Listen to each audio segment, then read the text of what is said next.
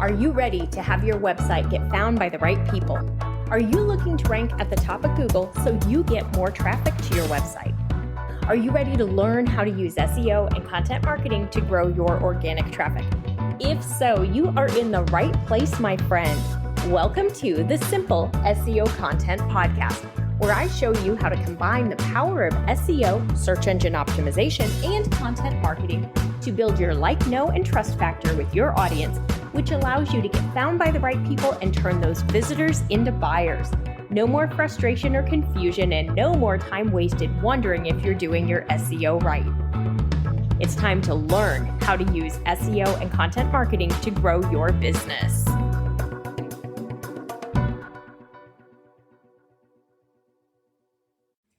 Hi there. Welcome to Simple Marketing and SEO, the podcast with me, Rachel Lynn Teigen.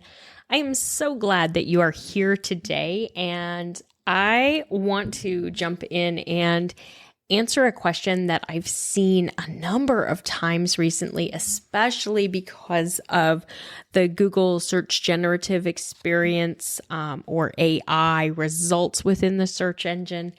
So I keep hearing, is SEO dead? Is it too late? Do I even want to bother with it at this point? Is there any reason to do SEO? My friend, SEO is not dead. Okay, I have been in this industry for 15 years. I've been in digital marketing for 20 some. SEO has been dying, and I'm using air quotes here, and I wish you could see my eye roll. SEO has been dying since before I got into it. Every time there's a new algorithm update, every time something changes with Google, people start saying SEO is dead, SEO is dead, SEO is dead. The reality of the situation is SEO is still very much alive and well and a very, very viable marketing channel. Yes, it's changing. There are updates, there are changes, but the core Google search algorithm hasn't really changed in over a decade. There have been changes, helpful content, the core algorithm updates, the spammy content algorithm updates, all of that. Yes, that has rolled out. And I've talked about that on some of my podcast episodes. But the core, at the core of what Google wants, it's been the same for more than 10 years. And that is Google wants really great content in the search results. They want to showcase good websites that are going to be an excellent user experience for the person who's searching for information. So I've talked about this before, but I want you to think about Google as a business, because Google is a business. Google is a very big business. Google stays in business by selling ad space.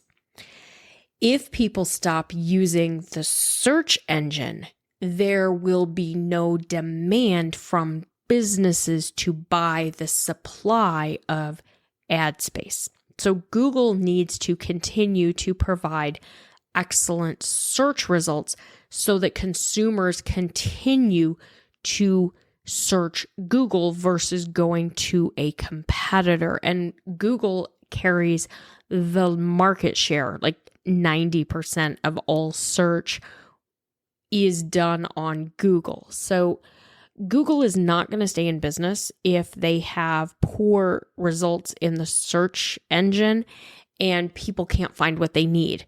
So all of the algorithm updates for the last decade have really been focused on preserving the Google search index and making sure that the websites that show at the top of the search engine results page are excellent results for that particular query. So unless you are creating great content and you're optimizing it so Google understands it and you're consistently posting, you're probably not going to be one of the ones that they show there.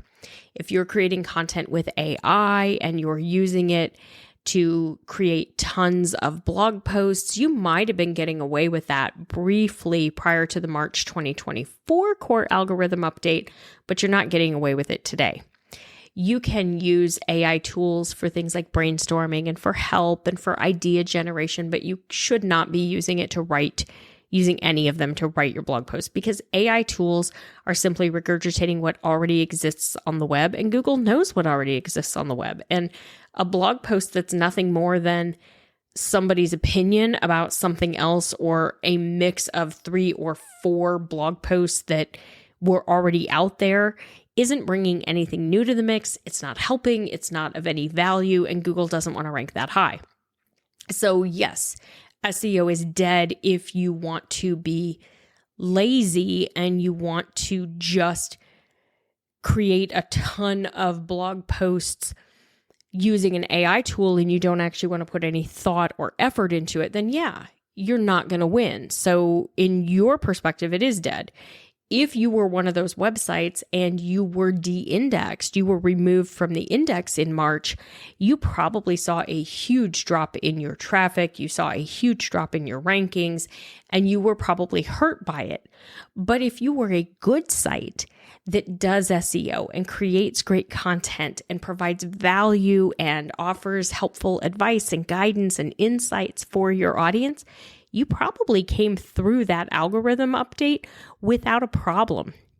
And that, my friend, is why I say SEO is not dead. SEO has changed a bit.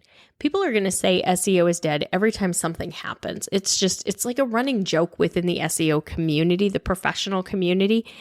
If SEO were dead, like if I had $1 for every time somebody told me SEO was dead, I'd be a millionaire. Don't worry about it. It is not too late to get in. If you have not yet seen the generative search experience, that's the AI generated search results. It's still in testing. It's not rolled out to everyone yet. I have it. I've been testing it for the last couple months. It's interesting.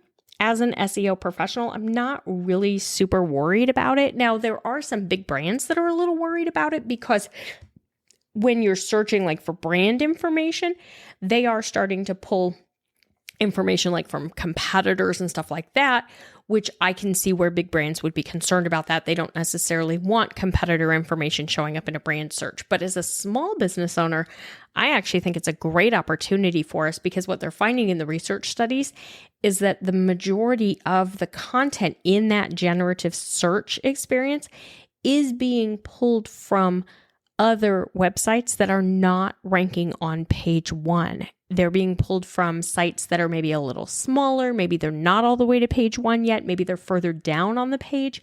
I've seen my website pulled for a number of generative search experience visits, and I think it's going to be a good thing for us. I know there's concern about, will people even come to the website? I find that I seldom find the information that I'm looking for right there in the generative search results. If there's something I'm really trying to find out or read, I tend to need to go further on. I do think it's similar to direct answers, which you're probably familiar with. They came out, probably 10 years ago, where Google would start giving you a direct answer for a query right there in the search results when they didn't think it was something that you were going to need to go to a blog post and read. Things like how many teaspoons in a tablespoon, or how do I adjust this, or what's, how many teaspoons in a tablespoon is probably the best example of that. But things like that where you don't really need to go read more information on it, and it will just tell you there are 3 teaspoons in 1 tablespoon, and it'll tell you that in big bold letters at the top of Google. That's considered a direct answer. From an SEO standpoint, there actually are things we can do to try to be the one that shows up in the direct answer. It's not something I teach because they're kind of moving away from direct answers, but the search generative, don't worry about it. Don't worry about it. Google's not dead. Like, everything's going to be okay. Really, what you can do, it's not too late. The best time to get into SEO is right now. The best time was 5 years ago, but you know what? You didn't do it 5 years ago, so don't beat yourself up. Just start now. And how do you start? Simple. 3 steps. Go to the website, sign up for SEO 101. It's my free class. Number 2, watch that video. Number 3, sign up for simple SEO content. SEO 101 is going to get you started. It's just a little intro. It's going to help you understand simple SEO content, which you're going to learn about at the end of SEO 101, is your ticket to organic traffic from Google. I'm going to give you the systems and the frameworks and walk you through it. And it's easy. It's 5 modules, 23 lessons. I mean, you can watch this in a weekend and then get started on it. And your SEO is only going to take you maybe an hour a week to do your keyword research and your optimization. Like, you're already creating content. Let's get that content seen by people. Let's make sure we're creating content that is going to drive traffic for your business. SEO is not dead. It's not going away. Nothing is happening here. It is the perfect time for you to get started and to jump in, and I will see you back here next week. But for now, if you have not taken SEO 101 yet, you go register and take that today, and then sign up for Simple SEO content, and I'll see you in class. All right, bye for now. That's all for today's episode of the Simple SEO Content Podcast. I want to thank you so much for joining me. Make sure you visit my website, etchedmarketing.com, and visit the freebies tab. Right there, you're going to find the SEO Content Quick Start Guide along with the free SEO class. So you'll have everything you need to know to get started with SEO and content marketing. Then do me a favor, if you wouldn't mind, if you would do a rating and a review of this podcast on your favorite platform. That would really help spread the message, and I do greatly appreciate it. If you have any questions, you can always DM me on Instagram at Etched Marketing Academy, and I will see you right back here next week.